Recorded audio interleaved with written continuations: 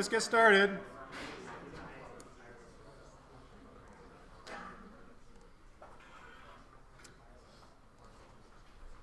Okay, so first, just a few announcements.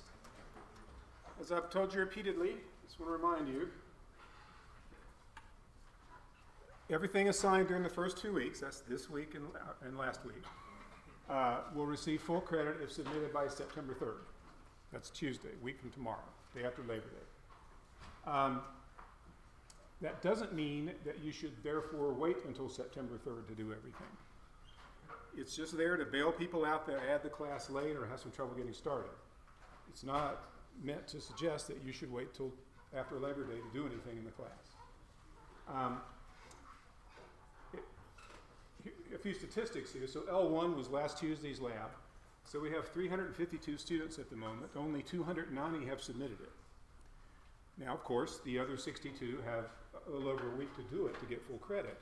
But we're getting lots of questions about how do I start PS1 from students who presumably haven't done L1. Because L1 shows you how to use the Canvas plugin to start a project. And so it's important to do L1 first. The ZyBook, there's been 4 assignments due already in the ZyBook. There's one before every lecture and one at the end of the week. So far, I don't know how many have done the assignments, but 299 are subscribed, so we're still missing over 50 people there. Piazza, the enrollment spiked a little bit after my email last night, but still way less than half the class is subscribed. That's where you're going to go and ask questions online. If you want to ask questions, if you're having a problem, anything, use Piazza. If you email me, what I'll do is wait a day and then respond and tell you to ask on Piazza as a way of sort of weaning you off email. You have a question? For Piazza, it says I need like an access code.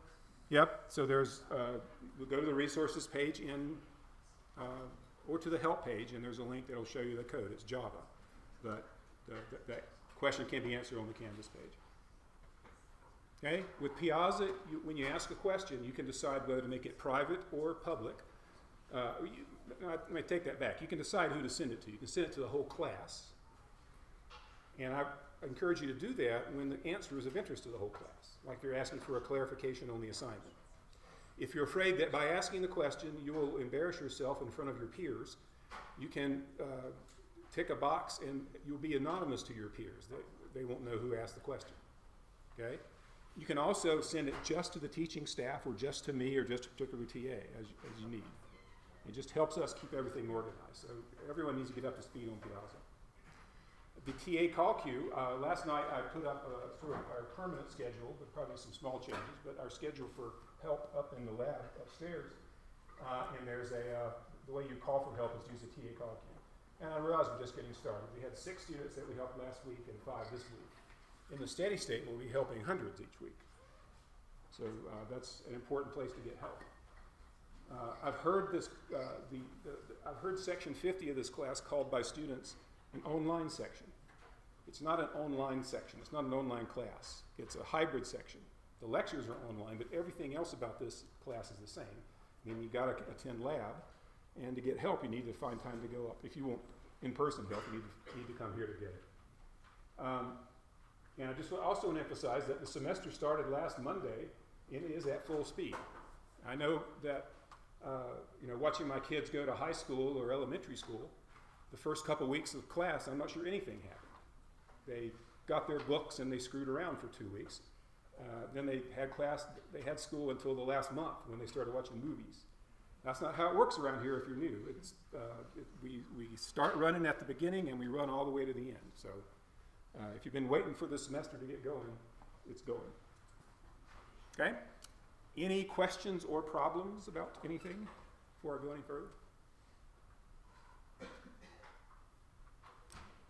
Yeah. So when you do a childhood assignment on ZyBook, is that automatically submitted, or am I just missing a way to submit it? Okay, yeah, I get this question a lot, which was, you do something on the ZyBook but it doesn't show up on Canvas. That's, it's not, that's something I have to do. I have to do something to get the grades over. I just haven't done it yet. Okay, but there's nothing that I need to do. No, as long as ZyBook knows you did it, I'll copy it, it'll make it to Canvas eventually. Same thing goes with Gradescope. When you submit L1 or P1, PS1 to Gradescope, Gradescope will have your grade before Canvas does. I have to sync it. In fact, just before class, I uploaded the grades in L1, just to get some of them up. Okay, any other questions? Okay, remember PS1 is due Thursday, but you have until the 3rd to do it. Yeah, is there a cycle today? Yeah, there's iBook today. Okay. Yep. It'll be until about, once you get 2/3 through the semester, we'll sort of run out of reading in his iBook. But until then, there'll be some every day. Yeah? Wondering, how do we know exactly which one is due when? Because all of them are looking to see, say, September 4th. Currently in Canvas the assignments page. Because that's like... Well, that's the late submission deadline. Yeah, but I'm not seeing like where it's saying due other than the PS1, which says the 29th, even though the other ones are showing up with like that due on date. Okay, maybe I messed up doing the due date. I'll go check. But you can break my code when the iBook assignments are the form PM1, which means M is for Monday, 1 is for first week, P is for participation, and PW2 would be what's due on Wednesday. But it's been a little tricky making the due dates because the due date's really September 3rd. But. Thank you. Okay, the latest word I had was that the renovated lab that we were evicted from for some of the lab sections is still not finished. So at least for tomorrow, you'll be in the same rooms that you were last week. Eventually, the 4 labs that are in the temporary setting will move down to the permanent home, hopefully next week.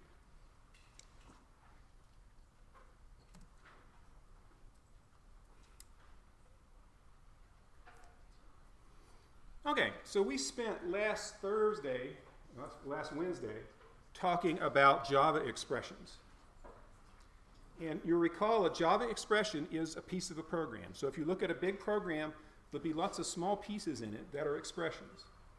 And when you're learning to program, you have to learn how to deal with expressions. So an expression is a little piece of code that has a value. You can ask, what is the value of this expression? Or what is the type of this expression? You don't ask about a whole program, what's the value of the program?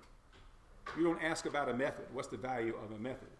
That's just a question you ask about expressions, like 2 plus 3, or 7 times x, or math.square root of r. Okay? That's an expression.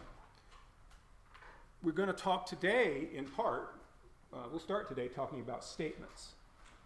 So when you have a statement in Java, you don't ask, what is its value? You ask, what does it do?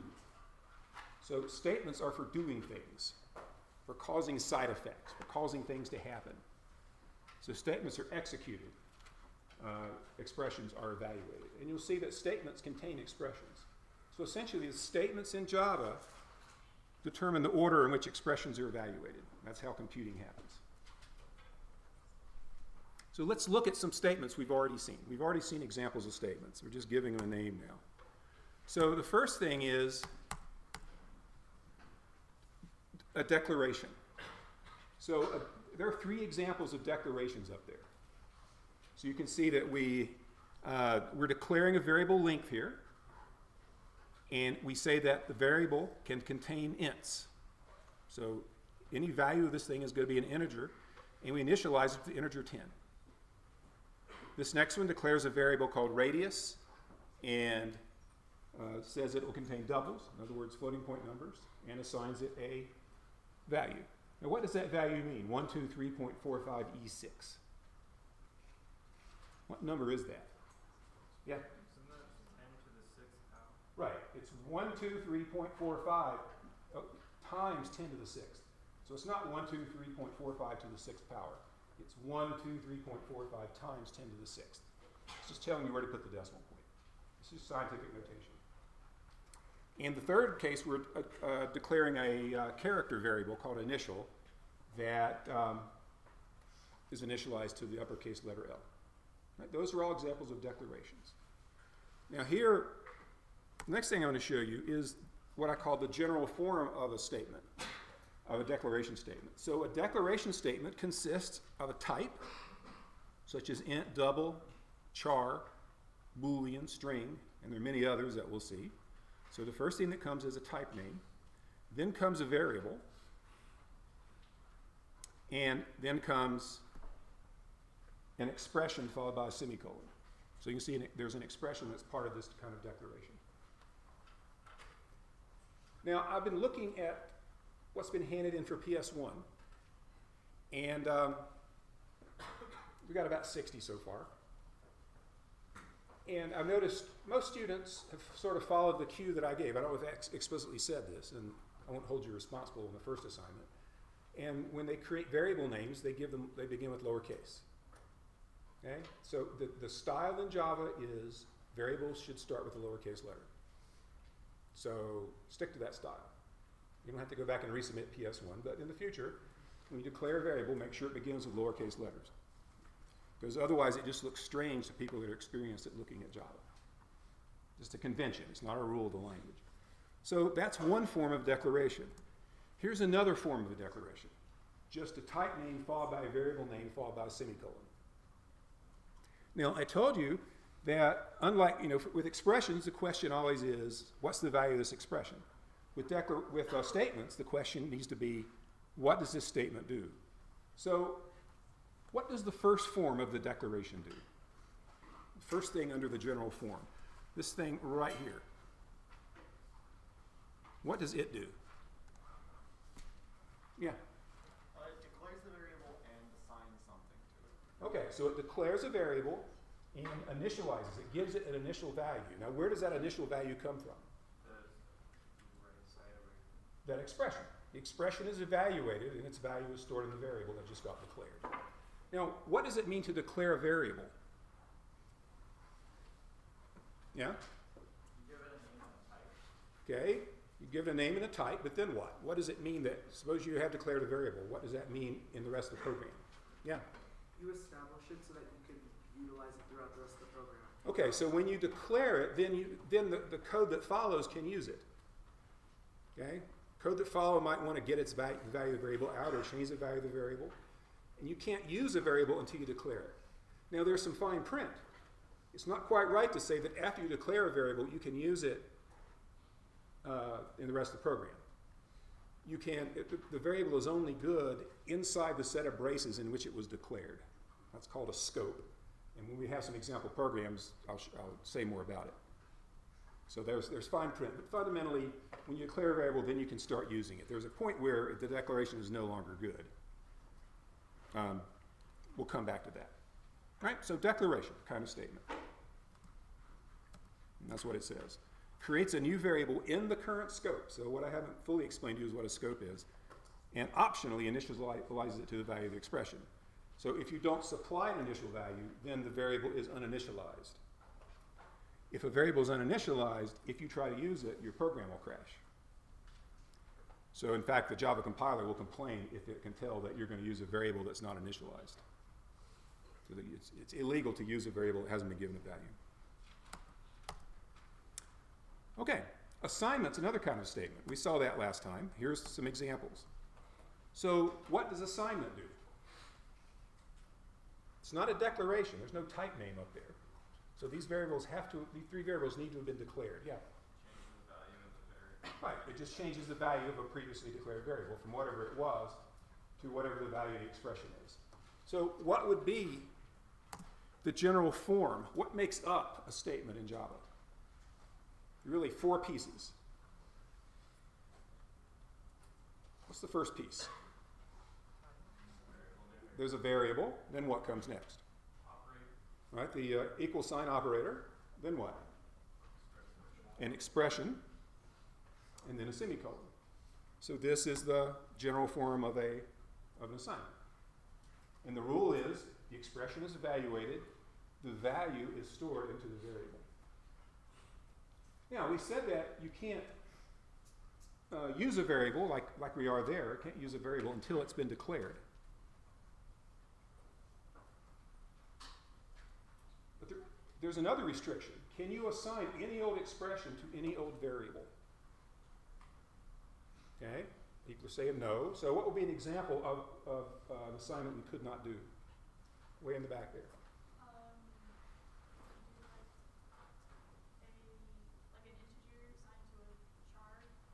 so like we couldn't say length equals sign letter Z. Okay? Well, that might be a bad example. I think probably you could do that because it turns out a char is a short integer. Okay? Let's make it a string. You can't store a string into an integer variable. And so the types have to agree. And that's something that compiler checks when you write your program. So what it does is store the value of the expression into the variable. Right? So that's the second kind of statement that we've seen. That's an assignment. Here's a third kind of statement.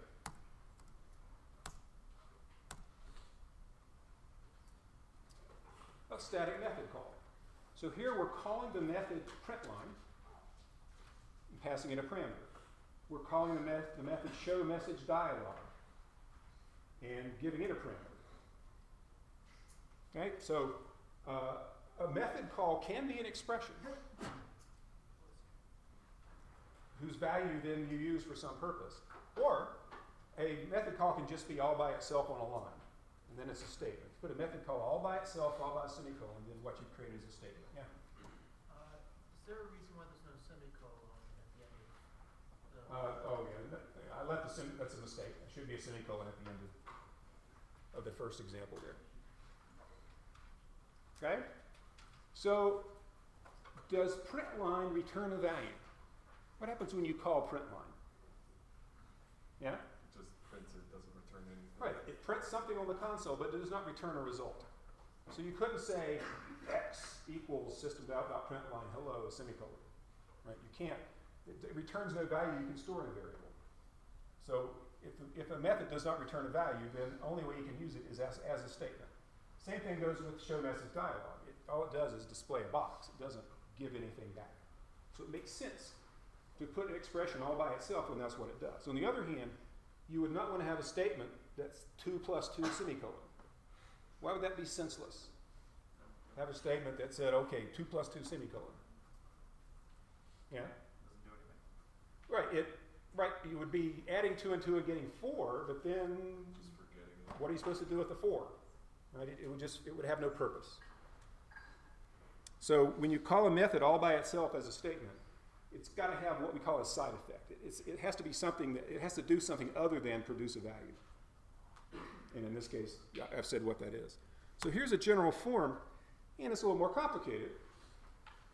There's a method name, such as dialog.showMessageDialog, and then there is a listed expressions in parentheses separated by commas. Now both the examples up there only take one parameter, but you could have multiple parameters.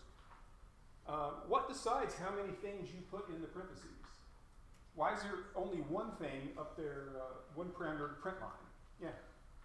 because the print line method only takes one input. Okay. Right. The print line method turns out it's designed to only take one parameter. So whoever writes the method decides how many parameters it takes. So print line only wants one. So message dialog only wants one. We saw a method last time, math.pow, which takes 2 parameters. Or you might have a method that takes 10 parameters. Don't see that very often, but you could. So the ... doesn't appear in your program. It's just meant to suggest you can have as many expressions as you need for the method. No more or no less. And when you use a method called all by itself as a statement, it calls the method, and if there's a return value, it discards it. And if there's not, it doesn't care.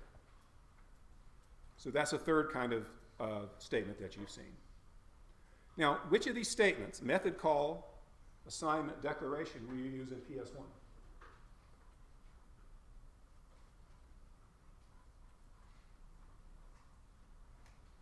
Right, you're reading in some information about cars and calculating some values and then formatting the output into a pop-up box. Yeah? Yeah, you'll probably use all 3. You'll definitely have to declare some variables. You'll definitely have to call show message dialog. And along the way, you'll probably do some assignments and change the values of the variables. It's possible to do it without the assignments, but the other 2 you're going to need. All right. So as we go forward, starting next time, we'll learn more statements. We'll spend the first the next couple of weeks probably learning a variety of different statements and how to use them to do ever more complicated things. Like on Wednesday, we'll see how to have statements that make choices. And next week, we'll start looking at statements that do things repeatedly over and over again. But for now, I have a slightly different goal.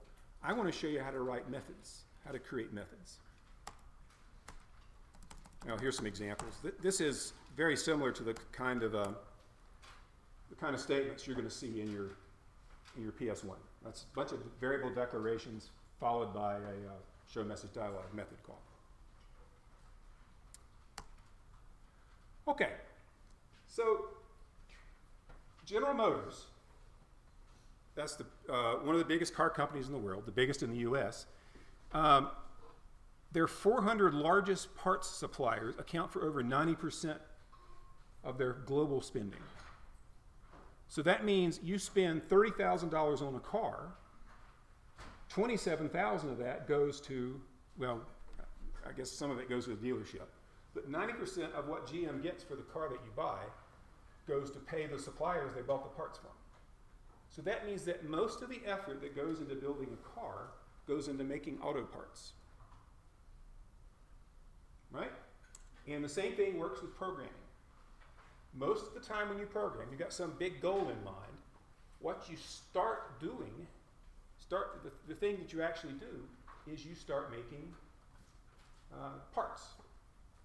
You look at your problem, you say, this problem would be a lot simpler if I had these three parts. If I had, say, these three methods. If I had these three methods, it'd be cake. And so you go, oh, this method that I wish I had, it's actually provided by Java, so you're down to two methods. And then you say, okay, those two methods don't exist, and you create them. Now you've got your three methods, you write your program, and you're done. So a lot of getting good at programming is learning how to break a big problem into smaller pieces, and what we're talking about today, all the pieces are going to be methods, and learning how to implement those methods, create those methods, and then use them in your overall solution. Now, let's think again about PS1, which is, if you haven't looked at it, very similar to the programs we did last week. What methods are provided for you that come in really handy for that assignment? Yeah? Yeah, the dialogue methods. That makes it really easy for you to get input and produce output in the style that I require. Now, what if those had not existed? What if I gave the assignment and I said, I won't pop up dialog boxes, but I didn't give you those methods? Okay? What would you have to do? You'd either have to make them, or it turns out I didn't have to work too hard to create those methods. I just went out to Java provides pop-up dialog boxes. It's just a little more complicated to use than my versions. I implemented those two methods just to make things a little simpler for you. So in that case, you'd be able to find what you need in Java. So Java is supposed to be this great programming language. Why do you find yourself saying, oh, if I only had this method, I could do the problem I'm trying to solve, but Java doesn't provide it? Why doesn't Java do that? Why does it not provide a method for every method anyone needs to build a program? Yeah? Just too many. Yeah, there are just too many. I mean, somebody provides every part that's needed to build a car, and because you couldn't build the car without the parts. If someone wants to build a car with a part that doesn't exist, they can't do it right away. They've got to find someone to manufacture the part. In programming, you use the parts the language gives you, and then you build the parts it doesn't.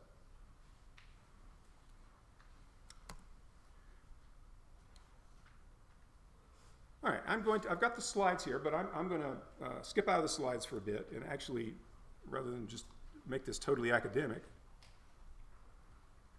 I want to do it in Eclipse to show you what's going on. All right, here's a class called Static Demo. Well, while I'm here, by the way, this is an aside, we've got a lot of questions about, okay, how do I get started on PS1? How do I create the project I got to start with? So the deal is, if you come up, this is part of L1, but I'm just going to remind you, you go to File, you say New Project, and it'll probably look like this. You want to find Canvas Project Manager, open it, pick Canvas project, and say next. Now, if this is the first time you've done this, you'll have to log in first. You've got to log in to using your Canvas password, and then you do this. So anyway, you pick the course. You probably only have one to choose from. You click next, and it will go off and see all this stuff. And I want to create an assignment, so I tick there. If instead you want to get a copy of today's code from lecture, you click there. If you're trying to do a lab, you click there. If you want to see a solution to assignment, if and when I post them, you look there. If you want to start from scratch, click there. But we're after assignments. We say next. And you pick PS1. You say finish. And it tells me I've already got one, so I don't want to overwrite it. But that's it. Easy to get started. Okay, let's look at this method here. Okay? The main method. So you see that it says it calculates and displays body mass index based on input from the user. So it it finds out someone's height in inches and weight in pounds, does some math, calculates the BMI, and then displays it. Okay, that's great. Now, suppose you find yourself constantly wanting to compute body mass indexes. Suppose that you happen to have you know someone's height and weight, and you want to calculate their BMI. And every time you do that, you have to go, what was the formula? And you go, oh yeah, I need to convert the inches to meters, and so I got to remember that conversion factor, and I got to convert the pounds into pounds into kilograms, and I got to remember that conversion factor, and then I've got to divide the kilograms by the square of the meters, and then I got the BMI. And that'd get old after a while, having to sort of copy, where did I put that code, and copying it over and doing the same calculations over and over again. So what would be a way to make your life easier if you find yourself constantly having to compute body mass index? Yeah? Make a function that returns a value. Right, we create a method that returns a value. So let's do that. So my goal is to be able to do this.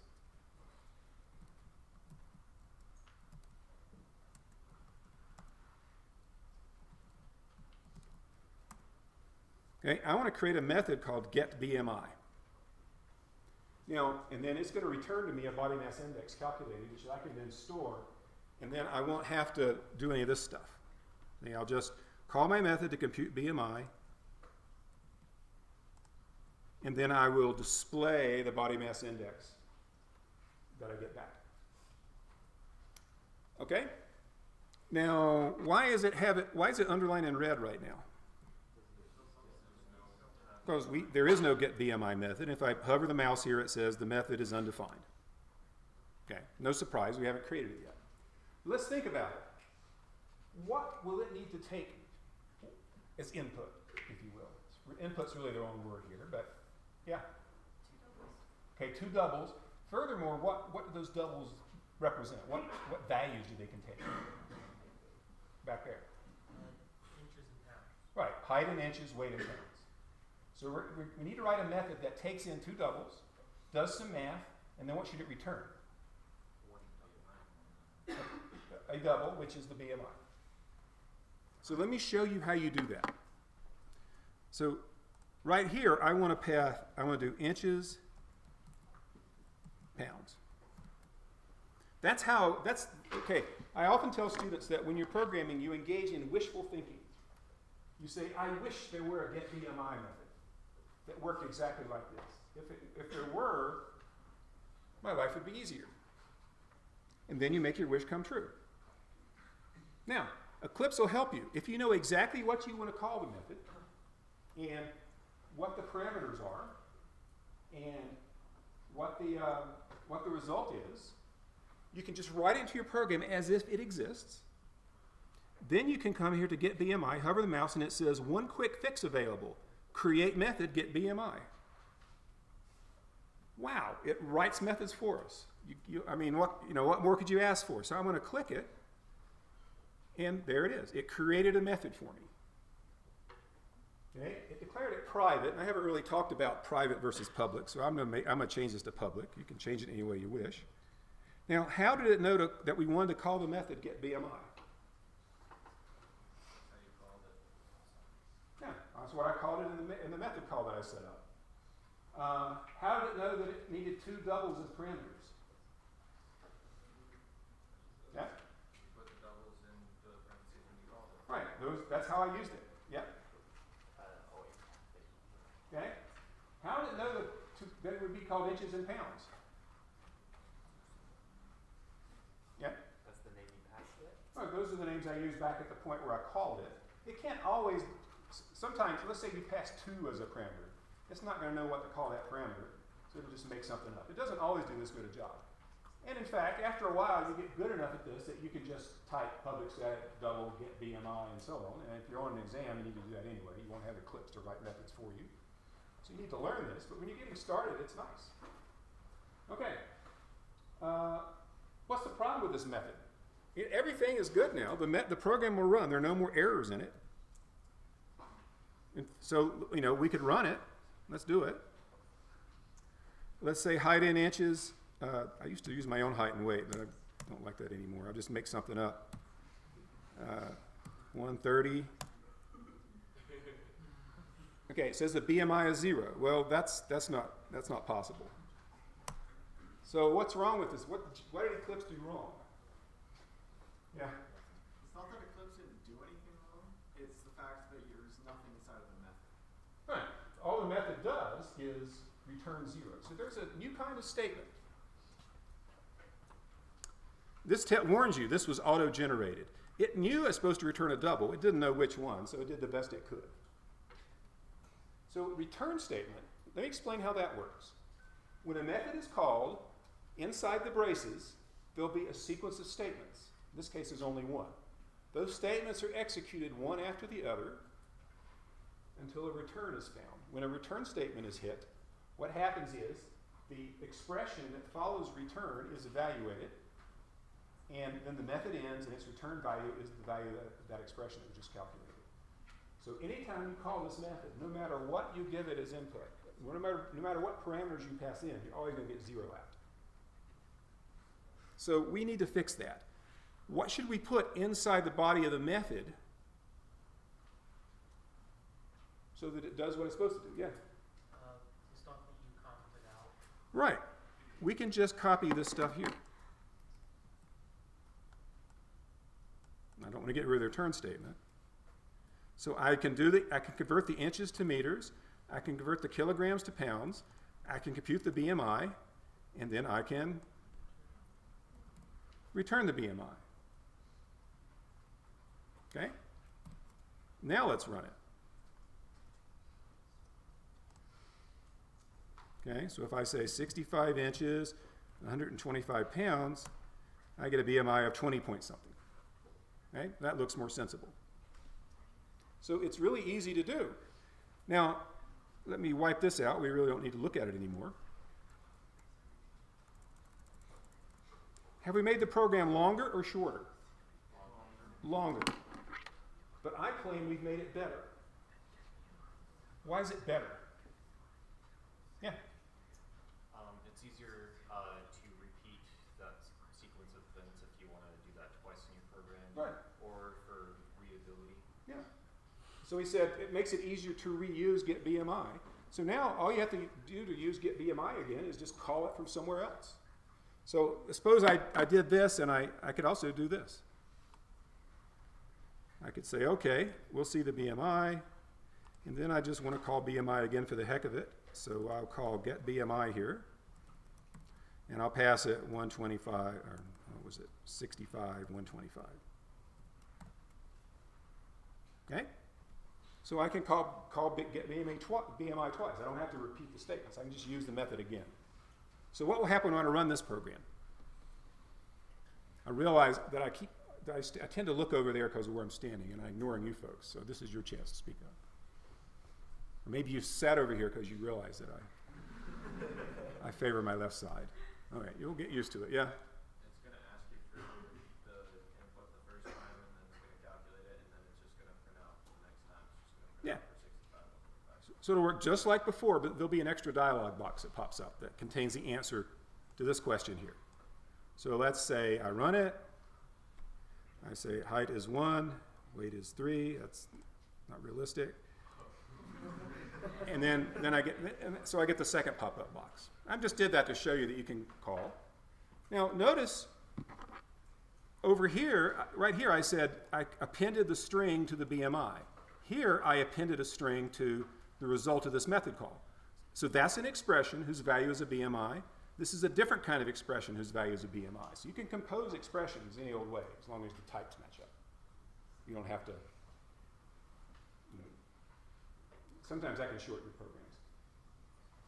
Okay, so let's focus on the method now. The method is called, where do the values of inches and pounds come from?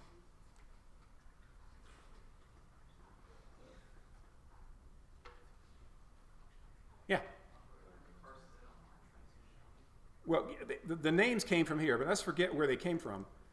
When this method is called, how does it know what's the initial value of inches, what's the initial value of pounds?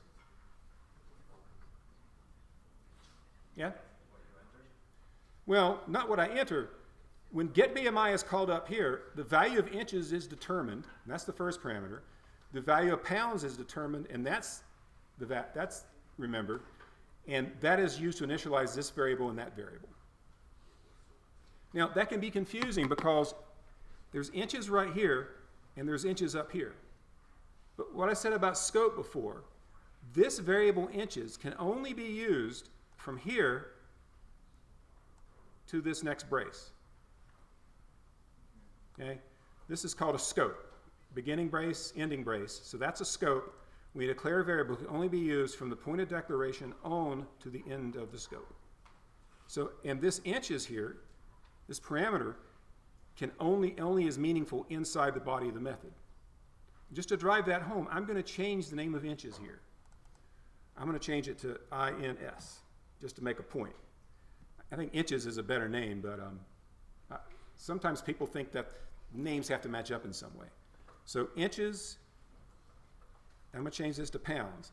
Now, what's gone wrong? Why do I suddenly have errors? Okay. You didn't change it in the method definition. Right, I changed here, but I didn't change where they used down here. So let me show you a slick way to do that. I could just go down and rename these as well.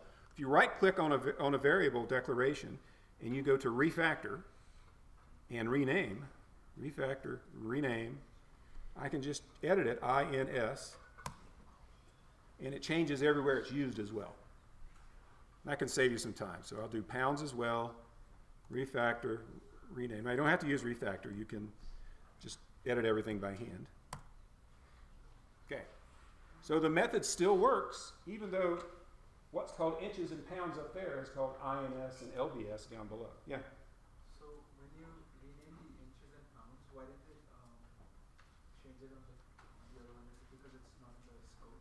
Right, so he's asking, when I rename this to inches and pounds, why did it not change these guys up here? And it's because inches and pounds down here only could be used inside these braces, and the ones up here could only be used in this part of the program. So different scopes. Okay? Just like if you come to my house and you ask to speak to Judy, you will speak with my wife. If you go to someone else's house and ask to speak to Judy, you're going to talk to someone else completely different. Okay? So the same name can refer to different things in different circumstances. Okay.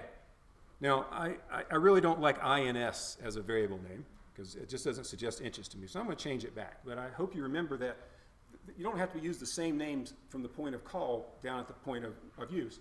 After all, look at BMI, get BMI right here. We're passing in 65 and 125. That doesn't say inches or pounds at all. What would happen if I did this?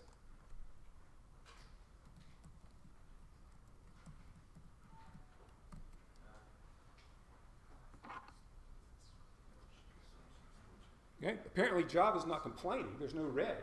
So what's going to be done? What's going to happen? Yeah.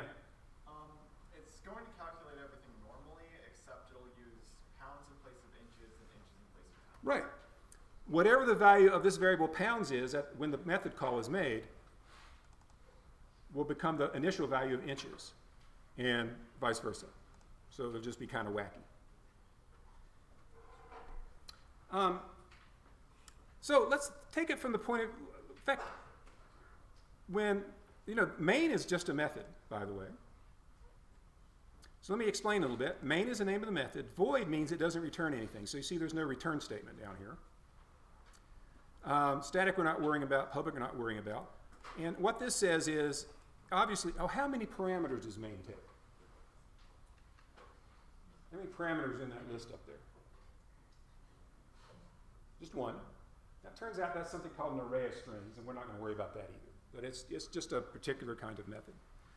So when you call main, this statement is executed, then this statement is executed, and so on, and eventually it makes this method call. So what does this method do? What happens to this method at the point where it calls get BMI?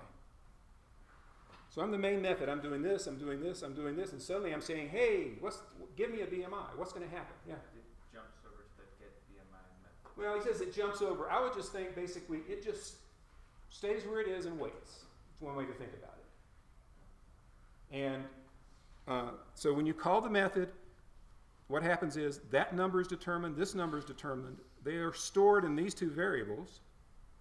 And then these statements execute until a number is determined and returned. Then we jump back to where we were. So I use the word jump to. And whatever is returned by get BMI is stored there. And then we just resume again.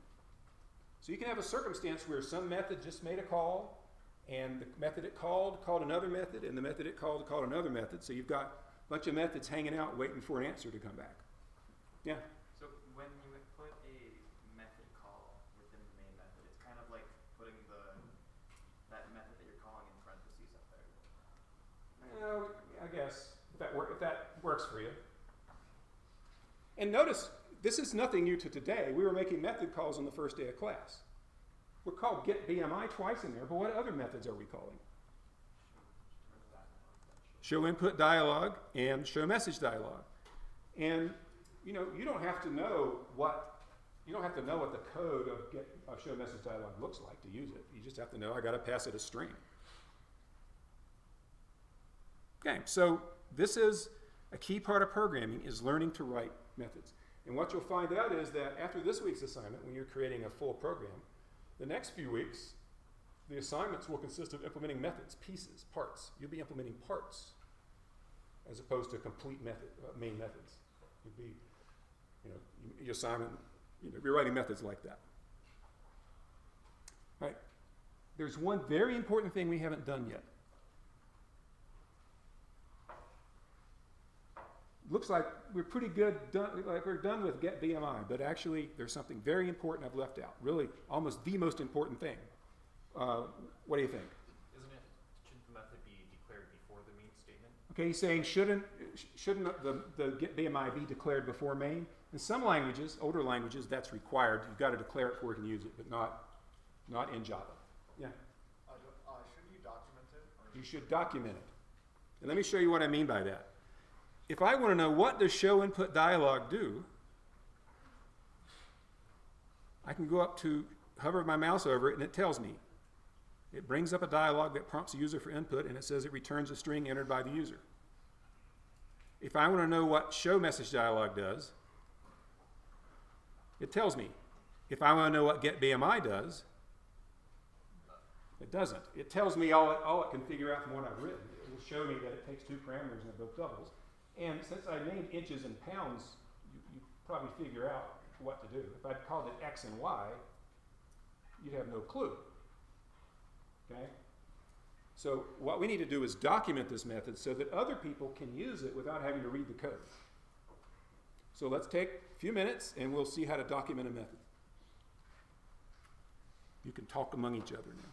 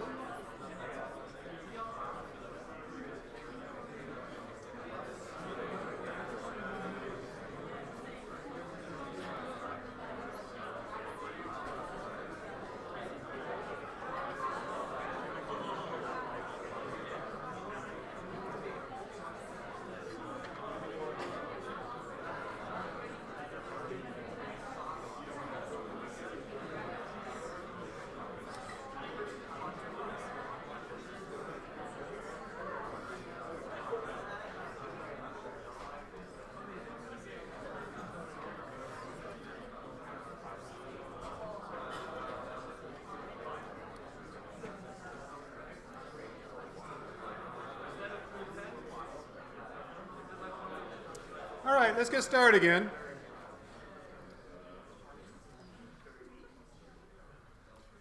All right, one thing that I remembered I wanted to tell you at the beginning.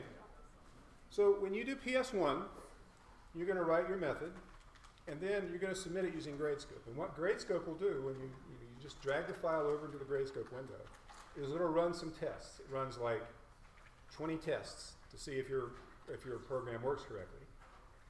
But before it can run it, it has to compile it. And if it doesn't compile, in other words, if you named something wrong, you didn't give the how could you mess up? It's a main method. Well, if you misspell main, or there are various other mistakes you can make, then you're going to get a long list of what may be confusing-looking error messages when you do that. So, and we've gotten a fair number of questions from people that couldn't understand what the error message, what they were saying to you, mainly because they're often repeated 20 times once for each test. So the way to get around that is use the Canvas plugin. You can right-click on the project and verify it. And if you verify it, it will make sure that you spelled everything right. Everything's set up properly for the test cases. And then you're much less likely to have a problem that you'll need to fix when you submit it to Gradescope.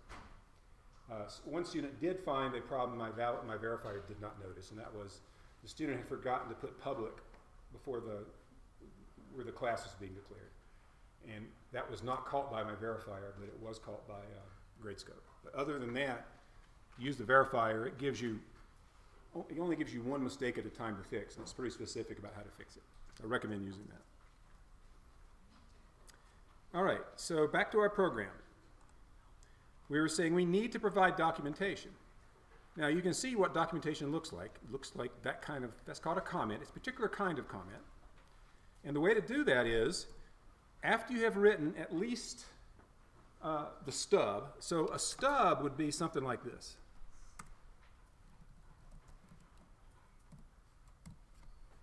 Okay, what Eclipse provided for us when we created this method in the first place is called a stub. So a stub has the name, it has the parameters, it doesn't do anything sensible. It just has the minimal amount of code in the body to do something, return 0. But once you have a stub, you can provide the documentation. So all you do is do /**, and then hit enter. And it provides a template that you can fill out to contain the documentation. So returns BMI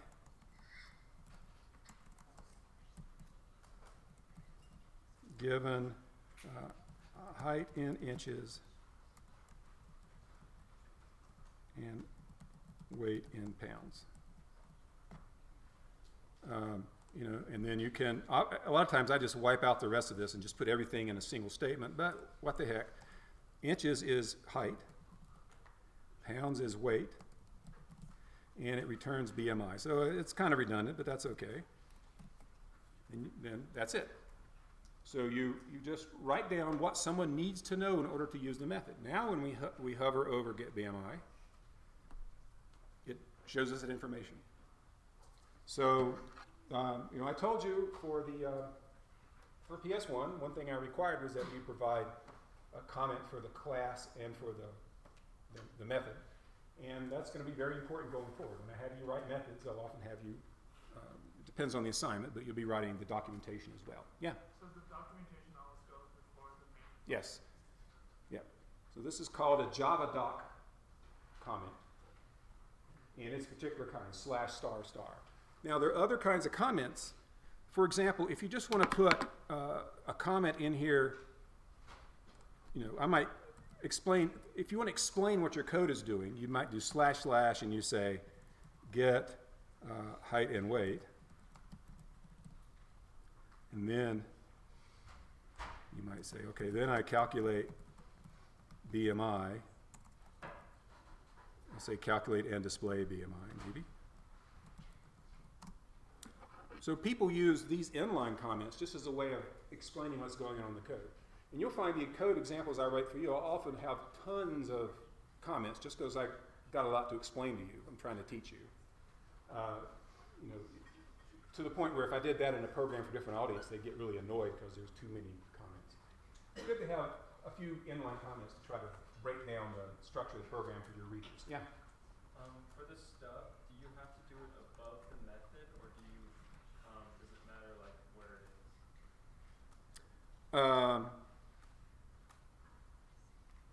Well, this above what method?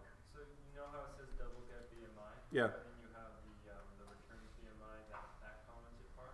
Does it have to be above the method, or? No, it could be anywhere. Okay. You know, I realized I was going to Control Z and get my method back, and that's going to wipe out everything we did, unless I was clever enough to copy it, but I didn't. Oh well. Let me try this. I'm going to lose those comments, but I could.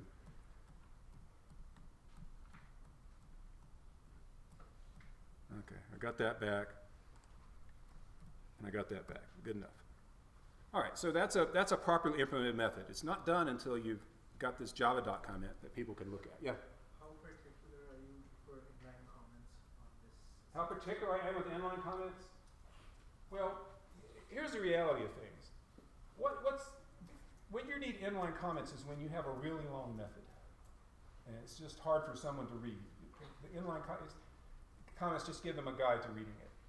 Ideally, what you do is you write short methods that use other methods, and then no inline comments are required at all.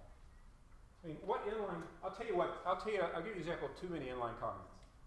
I could put a comment. Look at the 4 lines of get BMI. I could say convert inches to meters, and then another line that says convert pounds to kilograms, and then another line that says calculate BMI, and another line that says return BMI. That's too much detail. I don't think inline comments are needed at all in this method. Now, suppose I had called inches X and pounds Y and meters W and kilos Z.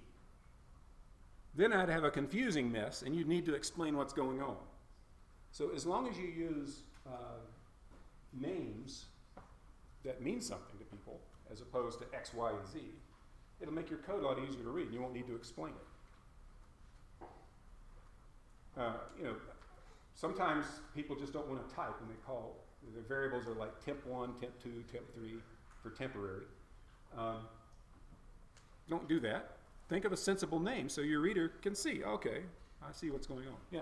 So like for example on problem set 1, instead of doing inline comments, in this case it's probably better just to name the variables easily. Okay. Right. Inline comments are good when you're doing something tricky. And we're not doing anything tricky yet. And there's one other kind of comment.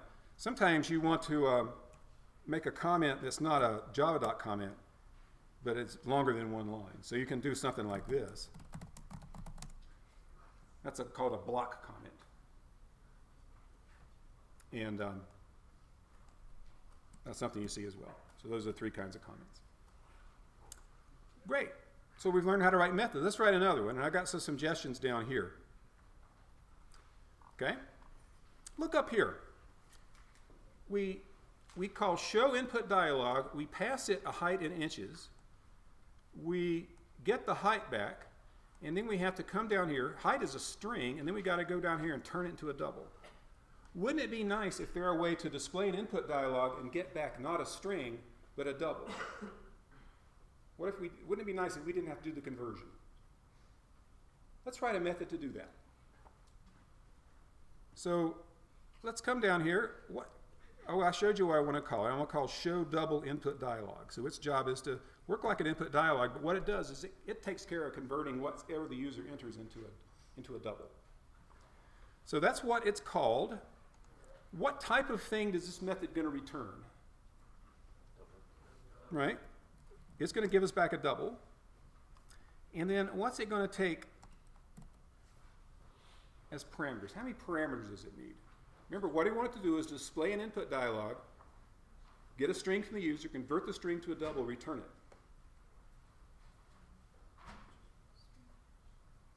What do we need to give this method in order for it to do its job? A string. The string to display. We'll call it prompt. And let's make this a stub. And there we have it. Now, before we worry about coding it, it's good to document it, because if you can't figure out if you can't describe what the method is supposed to do, you've got no business trying to implement it. So what we can say here is,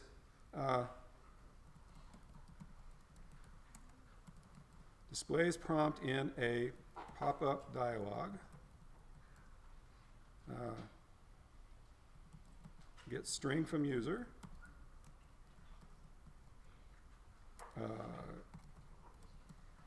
Converts string to double and returns it. And I've said enough. I'm not going to worry about that mess there. Great. Now, to make doubly sure we know how to use this, what this method is supposed to do, let's use it up here in our program. How could we simplify our program if we had a method show double input dialog? We'll make some more room here. Okay? Get rid of those two double inches in pounds, or you could just set those equal to the double input dialog instead. And Okay. get rid of the rest. So the idea is, instead of calling show input dialog, let's call show double input dialog. And we will get back this. So I'm going to copy this and paste it here. And then we don't have to do this again. Okay? Now, I made a mistake, but before we, and I know what it is. I got ahead of myself. But you see what we did. See, here's one way to do it. We call show input dialog, and we get back a string, and then we call double.parseDouble, and we get back a double to use. Or we just call show double input dialog and get back a double to begin with. So we could change this here to show double input dialog. And we'll, instead of giving a string back and converting it, we'll just take that string and we'll do that. So it makes our main a little bit shorter. You don't see that parse double anymore. And let's see what mistake I made here. The method is show double input dialog is undefined for type dialogs. And let's look down here. Show double input dialog. It sure looks like it's spelled right. Compare the two methods you can see and tell me how their headers differ. The header is this first line that contains all the information about how to use it. Yeah? Show double doesn't have the public static. Right, so the public static, I haven't really explained what that's for, but you do need to put it in. And that still doesn't like it. Well, show double input dialog. Oh, it's not in dialogues. It's in static demo. So if I wanted to, I could say static demo dot show double, or I could just say, I don't have to say the static demo part. Why can I get away without having to say what class the method comes from? Yeah? If it's in the current class, you don't have to say it, so we leave it out. So that's that. I thought that was what the problem was. So if I come down here and I take off the static part, I get another error that says, cannot make a static reference to the non-static method show double input. And it says one way to fix this, to change it to static. So I'll ask it to do that here. Sometimes it suggests things you shouldn't do. I can't even click on it. In this case, it's the right thing to do. We just need to make it static. And we'll learn all about what that means in a while, but for right now, I'll just declare everything static. Great. What's left? What's left to make this method work?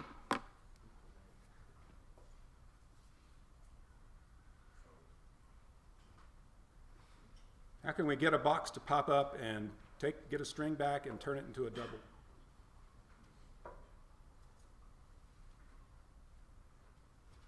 Okay, yeah? Okay, so we're going to call, what we're going to do is call dialogs.showInputDialog, just like we were before. And what will we display as the message?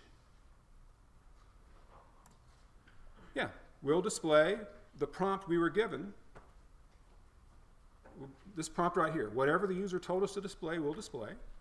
Now, what will we do with what we get back? What we get back is a string, right? So let's save that away. String input equals. Okay? So now we got the string that the user provided for us. What do we need to do with that string? Turn it into a double. So we need to call double.parseDouble. And we'll pass it input as a parameter. What's this going to give us back? That'll give us back the string provided by the user turned into a double. And what should we do with that number? We give it back to whoever called us, so we just say return. And there we're done. So we take those two steps we did before up above and do them down here. And the advantage is now, I already showed you the advantage, it's a lot, our main method became simpler. Yeah? So I know it's like simpler with the amount of steps that it does, but it seems like this process that we went through was a little bit more complicated. Okay. So yeah, before, what he's saying is, I'll paraphrase, before we had a main method, and we've been doing main methods for a whole week now, so we're good at understanding what they do. But now to understand this, you have to understand how method calls work. It's a little more complicated to look at and understand. So it takes a while to get comfortable with it.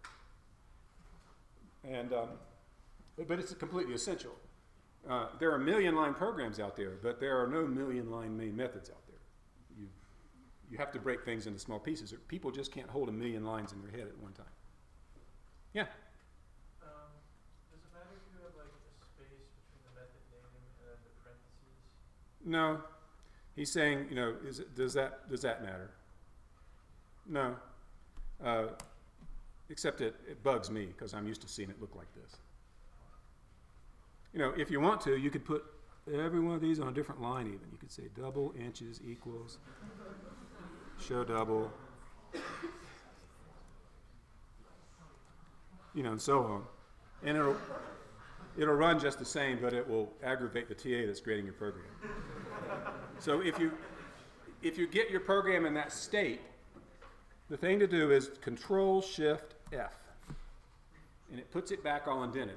Another thing that that students tend to do is they don't. All you have to do is hit Tab at the beginning of a line, and move it over.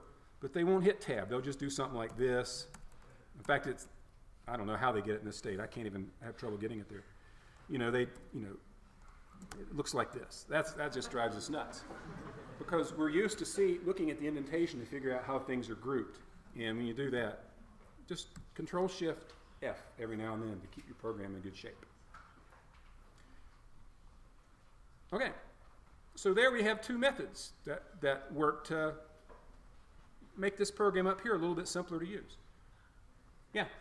There's no question, but down here it says string input is assigned to dialogues that show into dialogue. And up above, you have things like double inches is assigned to show input dialogue without the dialogues dot. Where's the double inches part? Oh, here? Yeah. Okay, so I'm calling this method, and it's going to give me back a double. And so I store it right there. I guess my question is, what is the, down below, what is the dialogues dot before doing that thing? Okay, this is calling the method I gave you that displays a dialog box. And it returns a string, and we store that string in a variable.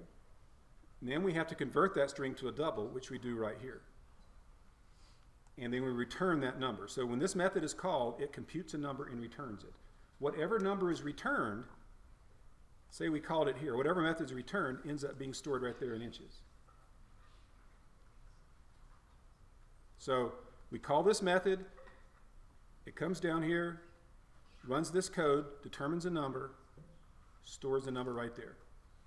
Then it calls that same code, which computes a new number, and stores it right there.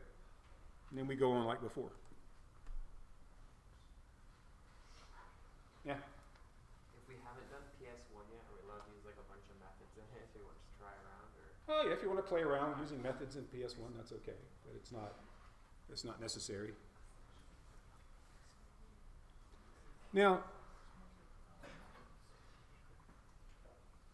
let's look at that get BMI method again. How can we make it one line shorter and really easier to read? Yeah?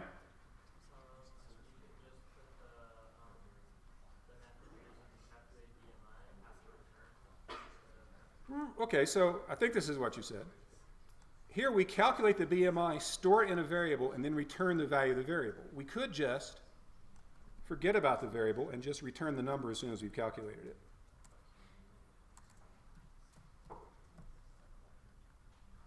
You don't have to store it and then return it. You can just calculate it and then return it. Because what the return statement does is it calculates the value of an expression, and then whatever it is returned as a result of the method. Yeah? Where does that prompt come from? Okay? Right here? Yeah. Okay? So he's asking, okay, we're getting a prompt from somewhere. It's being displayed in the dialog box. Where did the prompt come from? What determined what actually is the prompt? So what's the answer to that? Yeah? Depends where it's called from. So when we call show double input dialog from up here, the prompt is going to be height in inches, because that's what we're passing into the method. So this string becomes the value of prompt the first time we call the method. So the first time we call the method, height in inches is the value of prompt. The second time it'll be weight in pounds will be the prompt. It's just, that's what the parameters are for. You pass a string into the method, that determines what's displayed as the prompt. You want to do the follow-up first, then I'll get you? Is that prompt a normal variable, or? Okay. Okay, so he's asking, this is called a local variable. So variables that are declared here in statements are called local variables. These things are called parameters. But it's still just a variable declared in a different way. These variables are initialized when they're declared. When is that variable initialized? When does a parameter get its value? Yeah? When you call the method? When you call the method. And every time you call the method, you can give it a different value as a parameter, and that variable is initialized a different way. That's why when we run the program, we get the height in inches prompt, and then we get the weight in pounds prompt. Both of those were created with a call to show input, call to that method. We just pass different string in each time to get a different prompt.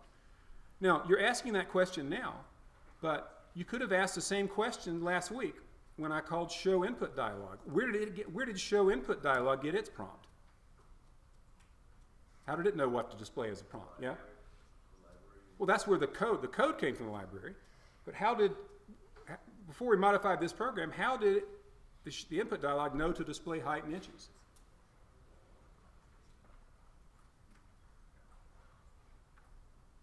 Yeah? You passed it that parameter in? Right, because we passed it that parameter in. The only difference is now you can actually see the code of the method. But don't worry about it. Ignore the code. This just says here, displays prompt on pop-up dialog, so on. So, okay, I'll give it the prompt. Yeah? If you remove the inches, if you remove the double before the inches on line 17. If I take that out? Yeah. Okay, who would predict what will happen when I take out the declaration of inches? Okay. It'll be an error because it's going to say inches cannot be resolved to a variable. It doesn't know of a variable called inches. You've got to declare it before you can use it. Another one? No, I was just like wondering because there's a double declared after. Like There's- show input, show double input dialog. Yeah, well, you can't just you can't just say, okay, I'm going to store a variable into a value into this variable inches. You've got to say, yeah, it's a variable and it's got a type. You got to say what the type is. Okay, let's write another one.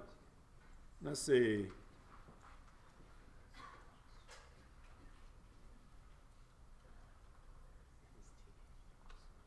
Let's write is teenager.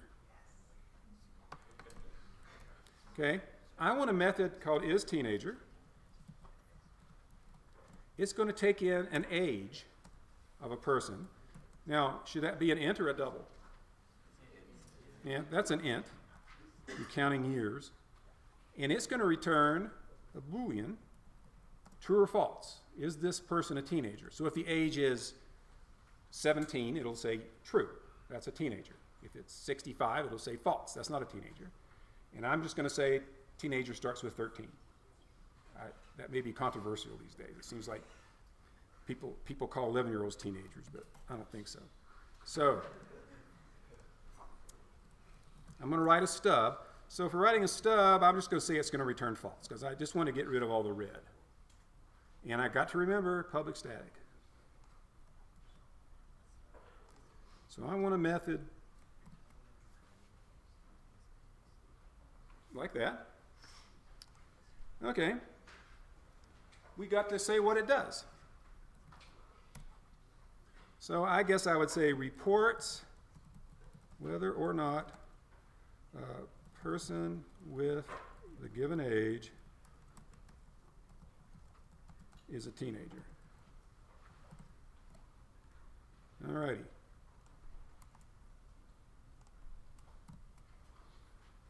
All right. So, how do we do that? What property does age have to have for us to return true? Okay, that age has to be bigger or greater than or equal to 13, right? And it has to be less than or equal to 19. Okay? So, let's just calculate the value and return it. What did I say? Age is less than or equal, or greater than or equal to 13.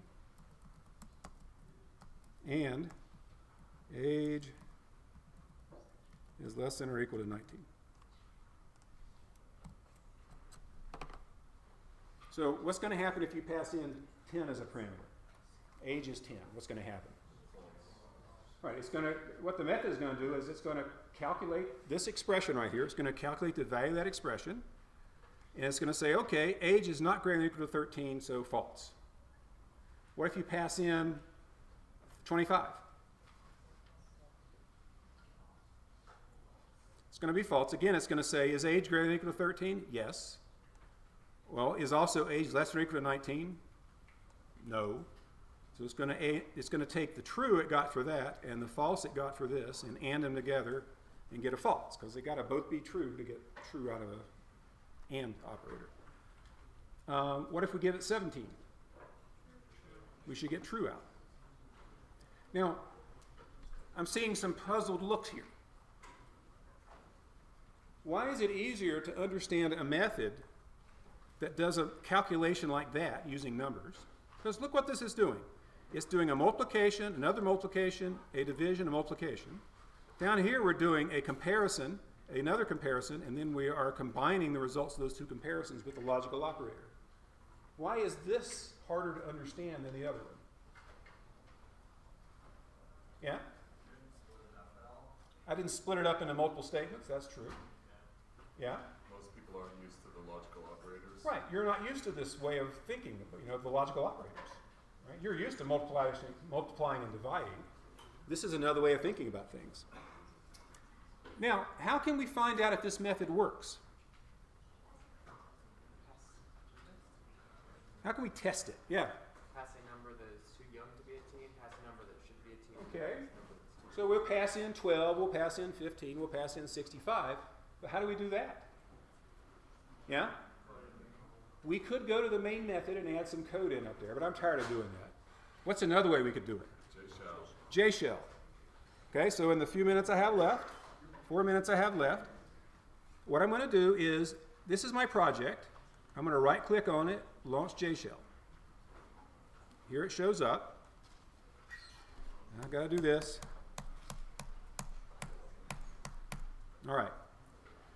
So since I right-clicked on the project, it knows about the class. So the class was called what? Static demo? So down here, if I want to call isTeenager, I just do static demo dot isTeenager. And let's see what happens when I pass it in 12.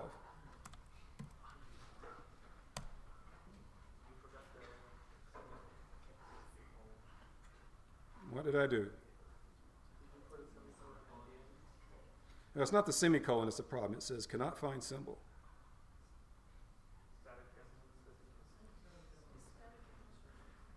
Oh, static demo. Huh.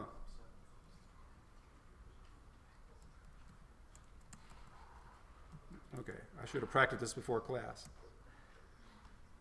Okay, here's the problem. Is it's importing CS14? Is this package CS1410? It is.